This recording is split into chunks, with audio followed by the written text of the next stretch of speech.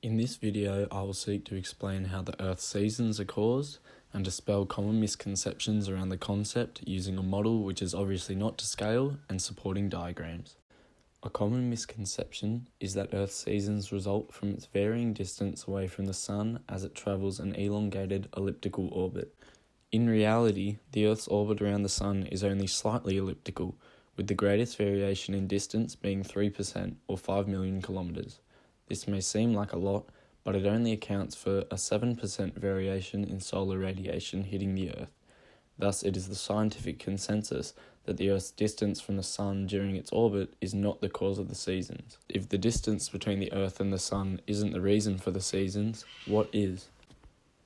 The Earth rotates around an axis, however this axis is not straight. The seasons occur as a result of the Earth's 23.5 degree axial tilt, which causes the hemispheres to lean closer or further away from the Sun. The hemisphere leaning towards the Sun gets more direct sunlight and heats up, whilst the opposite hemisphere gets more diffuse sunlight and cools down. This animation illustrates how the Earth's axial tilt remains fixed as it orbits the Sun, resulting in the lean of the hemispheres and the seasons. As the model of Earth orbits the Sun, we can visualize how the tilt affects which hemisphere receives the most light, and we will discover that the effect of this light is ultimately the cause of the seasons. The concentration of sunlight hitting the Earth is called solar insolation and is measured in watts per square meter.